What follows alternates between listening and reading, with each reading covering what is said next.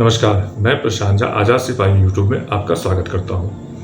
आपको पता है देश में पहले राष्ट्रीय पशु शेर हुआ करता था, लेकिन 1973 में बंगाल टाइगर को राष्ट्रीय पशु घोषित किया गया।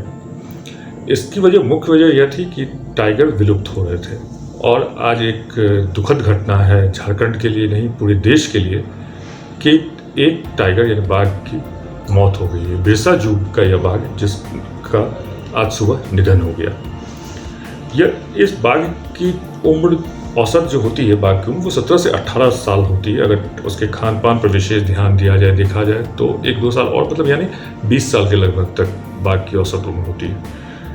लेकिन जैविक उद्यान बिरसा जैविक उद्यान रांची में जो बाघ की शिवा नाम था उस बाघ का, उसकी जो मौत हुई वो सिर्फ 9 साल 1 महीने का था।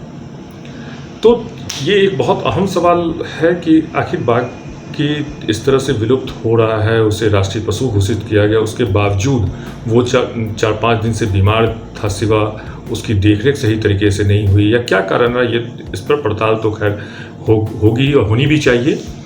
लेकिन ये एक दुखद घटना है और कहा जा रहा है कि उससे बुखार था 2-3 दिन से, उसका कुछ ब्लड टेस्ट वगैरह भी हुआ था, कोरोना का एंटीजन टेस्ट हुआ था, उसमें कोरोना नहीं था, आरटीपीसीआर आज सुबह होने वाला था, वो हो नहीं पाया, उससे पहले उसकी मौत हो गई।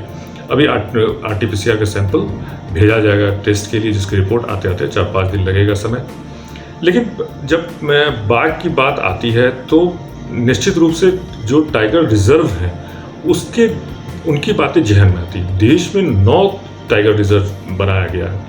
झारखंड का महत्व इसलिए है कि पलामू टाइगर रिजर्व जो है वो भी उन 9 संरक्षित क्षेत्रों में से एक पलामू का टाइगर रिजर्व क्षेत्र है। पलामू का टाइगर रिजर्व क्षेत्र जो है यह वह इलाका है जहां 1934 में पहली बार गन्ना शुरुआत यहीं से हुई थी, बाघों की गन्ना की शुरुआत। तो इसलिए यहाँ का महत्व थोड़ा ज़्यादा है।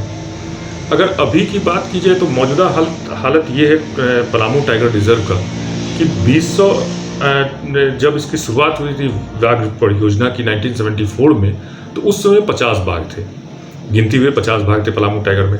धीरे धीरे इनकी संख्या घटते घटते हालत ये होगी 2018 में का जो सरकारी आंकड़ा है उसके अनुसार एक भी वहाँ टाइगर मौजूद नहीं है।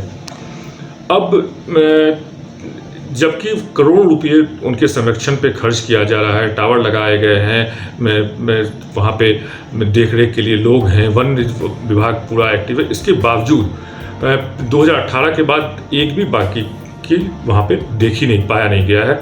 कभी काल उनके मल या पदचिन्ह का हवाला देते हुए कहा जाता है कि वहाँ पे बाघ हैं, लेकिन सबसे अहम सवाल, अगर बाघ ही नहीं हुआ तो आज तक शावक वहाँ क्यों नहीं दिखे? क्या उनकी प्रजनन क्षमता खत्म हो गई है या वहाँ प्रजनन नहीं है या ये नहीं है? दरअसल पलामू टाइगर में लगता है बाघ है ही नहीं। जब भी आप वन विभाग के अधिकारियों या वन विभाग से इस बाबत पूछेंगे तो वो बोलेंगे कि बाघ बंगाल चले गए, छत्तीसगढ़ चले गए, इस तरह का जवाब होता है। उनके पदचिन्ह मिले हैं, उनके मल मिले हैं, हम लोग ढूंढ रहे हैं, कैमरा लगा हुआ है, लेकिन हकीकत में बाघ कभी दिखा नहीं है। इससे पहले भी झारखंड में एक बाघ की मौत हुई थी 1920 में, वो पलामू में ही एक बाघिन काफ़ी लंबे अरसे बाद दिखी, वो भी मृत पाई गई।